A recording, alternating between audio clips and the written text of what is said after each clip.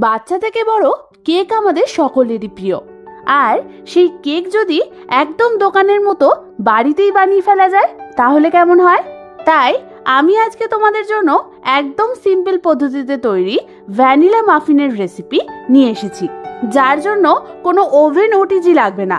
তোমরা গ্যাসেই অতি সহজে বানিয়ে নিতে পারবে। বাই দ্য ওয়ে, আমি সুস্মিতা আর তোমরা দেখছো আমার চ্যানেল ইয়ামিস বাংলা। চলো রান্নাটা শুরু করা যাক। এই কেক বানানোর জন্য আমি এখানে নিয়ে নিয়েছি মেজারমেন্ট কাপের 1.5 কাপ পরিমাণ ময়দা। তারপর ওর মধ্যে আমি দিয়ে দেব 1 চামচ বেকিং পাউডার, 1/2 চামচ বেকিং সোডা আর দিয়ে দেব 1/4 চামচ নুন। এবার সমস্ত ড্রাই ইনগ্রেডিয়েন্টস গুলোকে আমাদের ভালো মতো একবার মিশিয়ে নিতে হবে। এবার অন্যদিকে আমি একটা বড় কাচের বোলে নিয়ে নিয়েছি 1/2 কাপ পরিমাণে বাটার। বাটারটা যেন আমাদের রুম টেম্পারেচারে থাকে। তারপর ওর মধ্যে আমি দিয়ে দেব 1 কাপ পরিমাণে আইসিং সুগার মানে গুঁড়ো চিনি। এবার আমাদের হ্যান্ড ব্লেন্ডারের সাহায্যে মিডিয়ামে সমস্ত কিছু ভালো মতো ব্লেন্ড করে নিতে হবে। তোমাদের কাছে যদি এরকম হ্যান্ড ব্লেন্ডার না থাকে তাহলে তোমরা হুইস্কের সাহায্যে ভালো করে মিশিয়ে নেবে। দেখো তোমরা, আমাদের বাটার আর সুগারের মিশ্রণের কনসিস্টেন্সিটা এরকম ক্রিমি হবে। এবার আমি এর মধ্যে ডিম ফাটিয়ে দেব।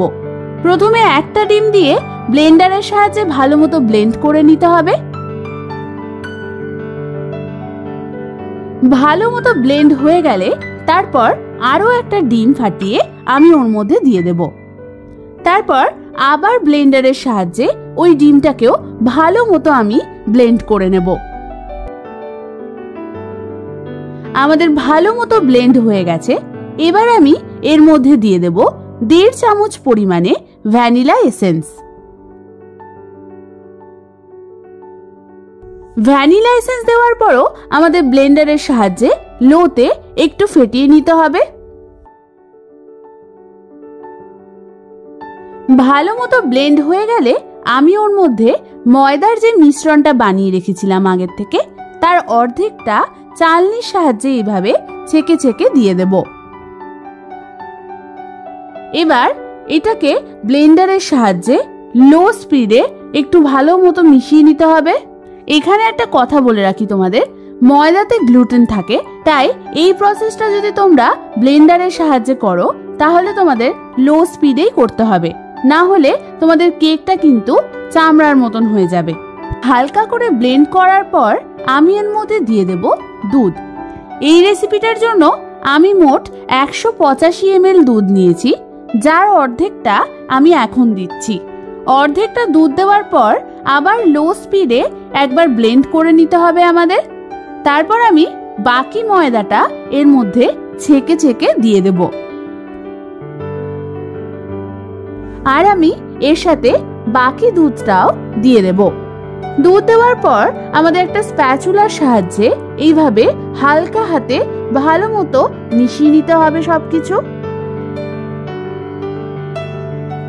ব্যাস, তৈরি হয়ে গেল আমাদের মাফিনের ব্যাটার। অন্যদিকে আমি একটা পাইপিং ব্যাগ নিয়ে নিয়েছি। তোমাদের কাছে যদি এটা না থাকে তাহলে তোমরা হাতা বা চামচের সাহায্যেও মাফিনের ব্যাটারটা দিতে পারো। এবার আমি পাইপিং ব্যাগের মধ্যে ব্যাটারটাকে এইভাবে ভরে নেব। আমি এখানে ব্যাটারের যে কোয়ান্টিটিটা বানিয়েছি সেটা দিয়ে তোমরা 10 থেকে 15টা মাফিন বানাতে পারবে। অন্যদিকে আমি মাফিন বানানোর জন্য এরকম মোল্ড নিয়ে নিয়েছি। এটা দোকানে ইজিলি পাওয়া যায়।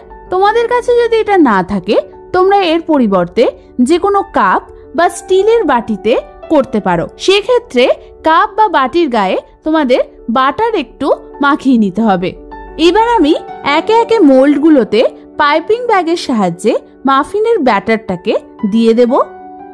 তোমরা এখানে একটা জিনিস লক্ষ্য করেছো নিশ্চয়ই, আমি এখানে মোল্ডগুলোর একদম মুখ অবধি ব্যাটার দিচ্ছি না, কারণ তোমরা যদি মুখ অবধি ব্যাটার দাও তাহলে সেটা ফুলে বাইরে বেরিয়ে যেতে পারে। তাই যে পাত্রে তোমরা মাফিন বানাবে তার অর্ধেকের থেকে একটু বেশি পরিমাণে ব্যাটার দেবে। আমাদের সমস্ত মাফিনের মোল্ডে ব্যাটার ভরা হয়ে গেছে। এবার আমাদের প্রত্যেকটা মাফিনের মোল্ডগুলোকে এইভাবে একটু ট্যাপ ট্যাপ করে নাড়িয়ে নিতে হবে। এবার অন্যদিকে মাফিন বানানোর জন্য আমি গ্যাসে কড়াই বসিয়ে দিলাম, আর তার মধ্যে এরকম একটা স্টিলের স্ট্যান্ড আমি দিয়ে দিলাম। স্টিলের স্ট্যান্ডের ওপর এরকম পাতলা মতন একটা প্লেট আমি বসিয়ে দেব। এবার কড়াইটাকে ঢাকনা চাপা দিয়ে আমাদের 5 মিনিটের জন্য গরম হতে দিতে হবে। 5 মিনিট পর ঢাকনা খুলে আমি ওর মধ্যে একে একে মাফিনসের মোল্ডগুলো দিয়ে দেব। আমি একবারে 5টা মাফিন দিচ্ছি, তোমাদের যটা ধরবে তটাই দেবে। মাফিনসগুলো দেওয়া হয়ে গেলে আমি ঢাকনা চাপা দিয়ে রেখে দেব মিডিয়াম টু হাই ফ্লেমে 10 থেকে 12 মিনিটের জন্য।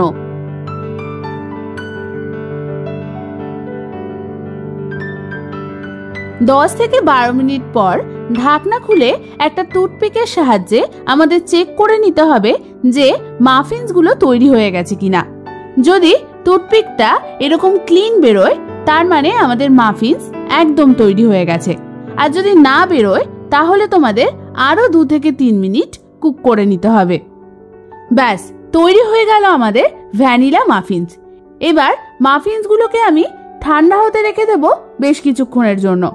আমি এখানে তোমাদের একটা মাফিন ভেঙে দেখাচ্ছি। দেখো মাফিনটা কতটা সফট হয়েছে, আর খেতেও কিন্তু দুর্দান্ত হয়েছে। এই রেসিপিটা যদি তোমরা বাড়িতে একবার ট্রাই করো, তোমাদের ফ্যামিলির সকলের এই রেসিপিটা খুবই ভালো লাগবে। আমার এই রেসিপিটা যদি ভালো লেগে থাকে তাহলে লাইক অবশ্যই করো, আর কমেন্টস করে জানিও কেমন লাগলো। এরকম ভালো ভালো রেসিপি পেতে হলে আমার চ্যানেলটাকে কিন্তু সাবস্ক্রাইব করতে একদম ভুলো না। আজ তাহলে এই পর্যন্তই। আমি আবার চলে আসবো তোমাদের কাছে নতুন কোনো রেসিপি নিয়ে।